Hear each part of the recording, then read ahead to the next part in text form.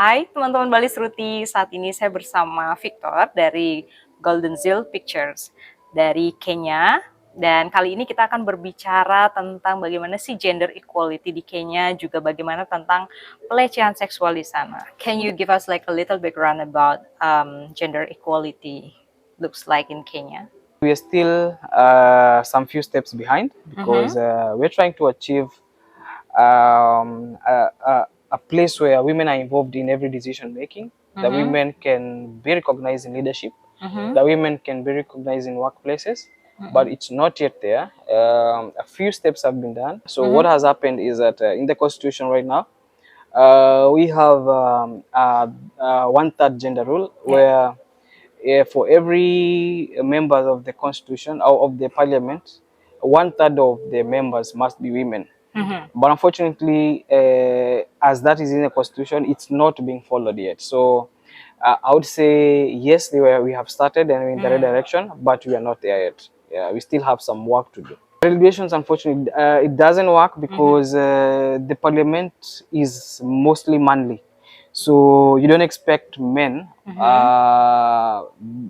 to then also now fulfill it willingly, because what I've seen mostly is that women are their own solution. That women solutions can only be achieved by fellow women, because even if we do these empowerments, we've been trying. I've seen them being done to men, being done in their schools, being done in their societies.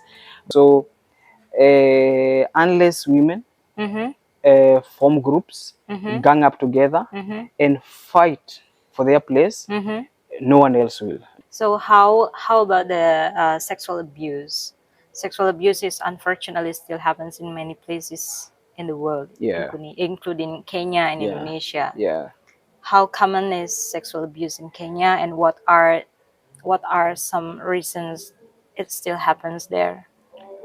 So sexual abuse is rampant, and one of the things that brings sexual abuse, I'd say, is poverty. And because this thing, you'll find it mostly in slums, and slums are these places where we have no water, we have no food, we have no shelter.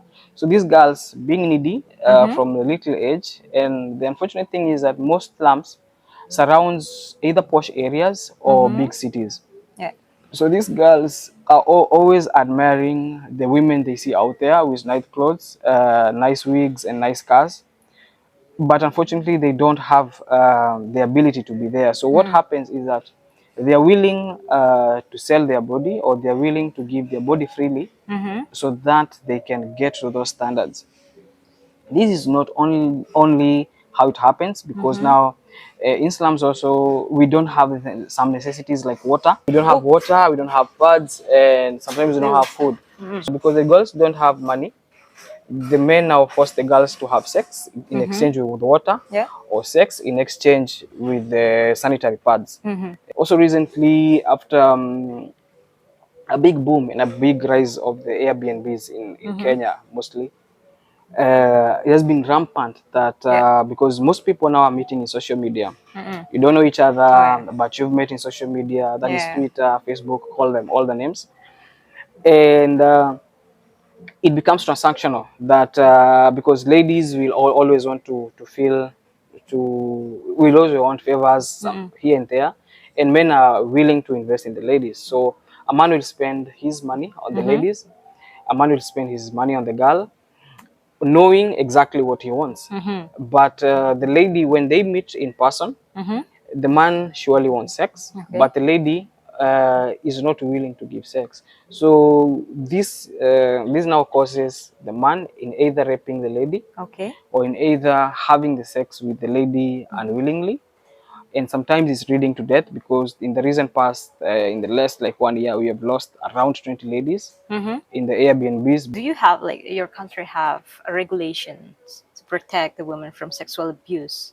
Yes. We have regulations, because in Kenya, you're not supposed to have sex with the underage. But now, unfortunately, in places like Airbnbs, in places like hotels, you may not have proper regulations, because even if you come with someone underage and say, this is my sister, this is my cousin, or because ladies' body grow bigger, even more than their age. Okay. So you'll see a lady, she looks bigger, but she's like 15 or she's like 14. underage. Yeah,